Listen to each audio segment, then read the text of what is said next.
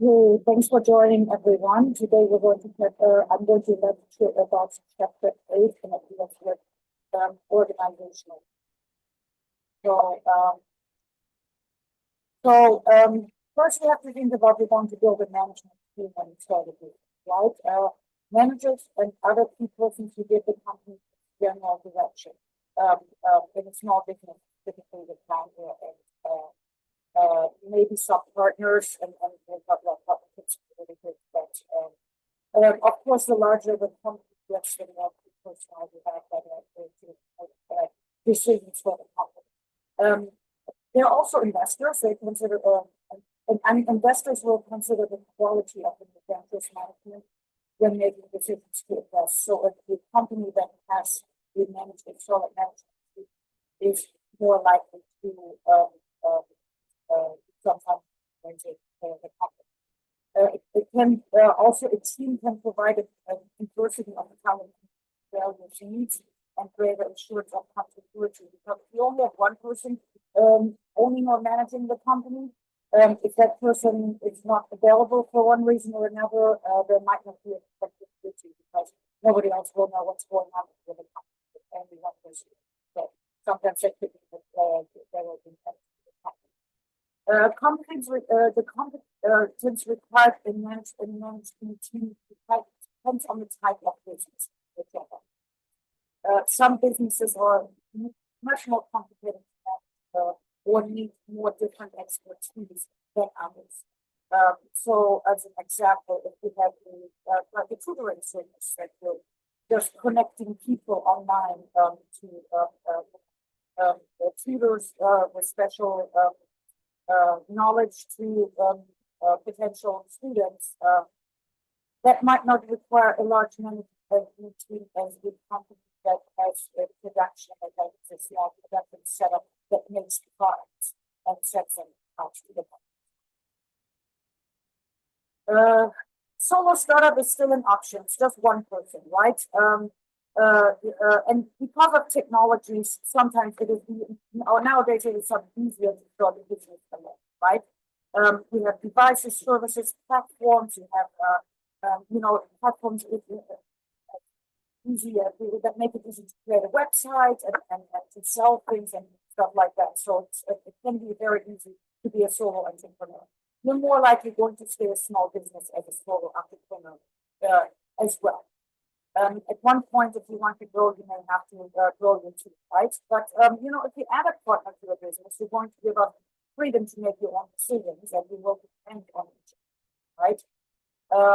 And maybe your partner might not really share your dream. We're going to talk about legal forms of organization, right? Because the type of company you are, whether you're a partnership or you have shareholders or just on your own, will determine what type of legal entity. So the ones we're covering here are sole proprietorships, partnerships, and corporations. Sole proprietorships are basically most of small businesses that are sole proprietorships. They're small businesses that are owned by just one person. And there are no partners. There are usually no investors. Sometimes you might be lucky and your parents might invest in you, or other family members, but that's pretty much it. You're a single owner, you're not likely to raise any money for it. Then you have partnerships, which is legally the same as a proprietorship, except now share responsibility, right? And then there are corporations. When you're a corporation, the corporation is seen as a different legal entity than the owners, right? So you have in a sole proprietorship, the owners are the company, they're the same essentially. If the company gets sued, the owners. In a corporation, it's different. If the corporation gets sued, then the corporation will get sued, and the owners have no personal liability because the owners are actually called shareholders, right? And then the C&S corporation, it depends on the size of the corporation. You're an S corporation. I'll talk a little bit later. You have something like that, right? Actually, I have been kind of talked ahead of my time. Sorry about that. Anyway, advantages of a sole proprietorship is that you don't share title with anyone. You own everything. You call the shots. You have no partners that can interfere with what you want to do, right? It's also the easiest way to start a business is as a sole proprietor because you don't have to file any complicated corporate papers, right? Disadvantages is unlimited liability. As I mentioned, if you get sued, if your business gets sued and you're sole proprietor, you are personally responsible, and you can not only lose your investment in the business, but some lawsuits might even touch your personal assets, right? The sole proprietor is not an employee of the business and cannot benefit from tax-free benefits, right? There's less that you can deduct from the taxes, right? Death of the owner terminates the legal existence of the business. If you're a sole proprietor and you die, the business dies. Partnership option is legally very similar than the sole proprietorship, right? Here, but if you have shared workload, you have more talent, right? When you have more than one owner, that's the problem is sharing unlimited liability among owners. It can conflict among personalities and complicated decisions. The other thing that's a little bit more critical in a partnership is you are not only liable for your own mistakes when you're in a partnership as a partner, but you can also be publicly liable for the partner's mistakes, right? So that's really important that you choose your partner carefully. Choose your partner carefully. Be open, be cautious about partnerships with friends, with family, with spouses, boyfriends, girlfriends. Just be careful. It's make sure you separate family relationship from the business relationship, which can be difficult, right? Rights and duties of partnerships. You will have a partnership agreement if you do that. That details all the rights and duties of the partners. Who owns how much money was invested, who has what responsibilities, how are the earnings, or how are the profits divided, right? Partners are not necessarily 50-50. One partner can own 70%, the other 30%, or they can be also more than two partners of this, right? And then you have joint and several liability, the liability of each partner resulting from anyone's partner ability to legally bind the other partner. So you're responsible regardless of what each partner. The third one is corporations. There's C corporations, a business organization that exists as the legal entity and provides limited liability to its owners. So if something happens, if the company gets sued, unless the owner was grossly negligent or did something illegal, the owner or I should call it shareholders, the shareholders are not responsible. They're more looked at or seen as investors. It's a business organization is a different legal entity that is recognized by the law as having a separate legal existence. So the company now is completely separate entity than the people that. The C corporation is an ordinary corporation taxed by the federal government as a separate legal entity. So the corporation pays tax. In a proprietorship, the company doesn't pay tax, but the person that owns the company pays tax for the profits of business. Stockholders are not liable. They're only in C corporation. They can only use the money they invest. Right? Death or withdrawal of stockholders, ownership in the corporation is readily transferred. You own shares. It's the same thing if you own stocks in a company, trade a company. If you die, you pass it on to the children, right? And it's the same with private companies as long as they're corporations. To prevent any negative repercussion from the death of majority stockholder, legal arrangements should be made at the outset to provide for management continuity by providing stockholders. So things should be agreed upon who gets, how it shares are transferred. comparison of the legal forms of organization. So I kind of mentioned the risks of liability, right? But some other things when you start sole proprietorship, it's very easy. No filing fees, no registration fees. You just actually there are very small fees that you pay with the city, I think, where you want to register the business.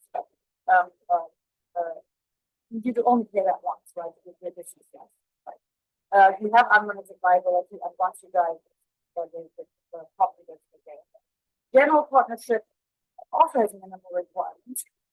Again, not a lot of filing fees, but it is definitely suggested that you have a detailed contract about the partnership. It's also unlimited liability, right? And then continuity unless partnership agreements specified, they dissolve within the death of the party, right?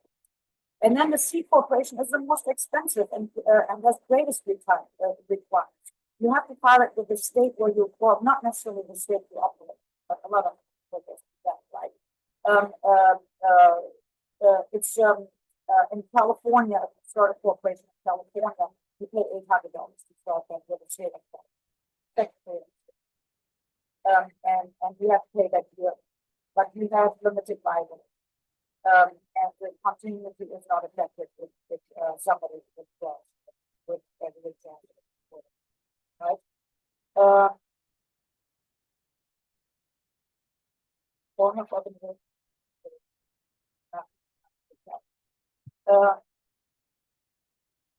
So, and then this is, I'm not going to go over every single box here. I'm kind of.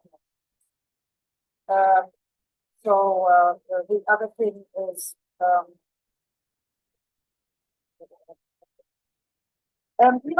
income tax actually is an issue. So again, in a sole proprietorship or partnership, the owners are taxed for the profits that they come.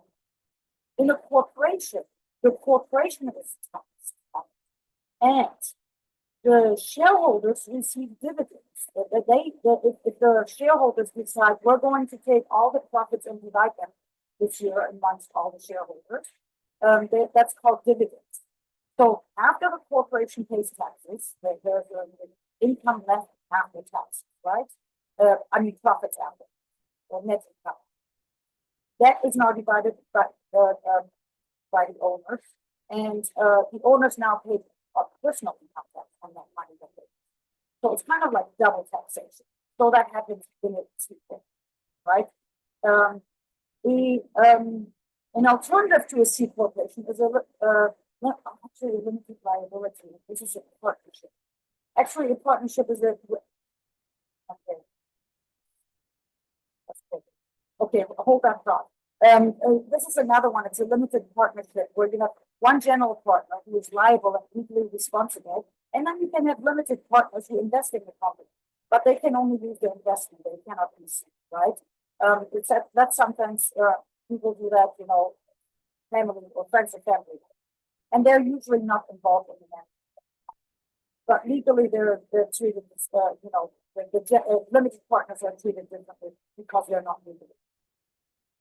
S corporation is also an alternative to a C corporation, and it works very similar, but it cannot have more than 100 stockholders, and it is not double tax, right? So it's you don't have to pay the taxes. And then the other one I was going to talk about is the limited liability company. This is a form of organizations in which owners have limited liability but pay personal income tax on business profits. So there's no double taxation with an LLC, and there's no unlimited liability. It's easy to set up. You still pay $800 to the state of California if you set it up in California, but it's more flexible. You don't have to have a board of directors. You don't have to do all this paperwork, annual paperwork, or sometimes quarterly, depending on the corporation that you send to the state, right? So, according to many attorneys, the limited liability company is usually the best choice for new businesses because you don't want to get yourself in legal trouble. And this is one way, right? Benefits of a corporation, you can,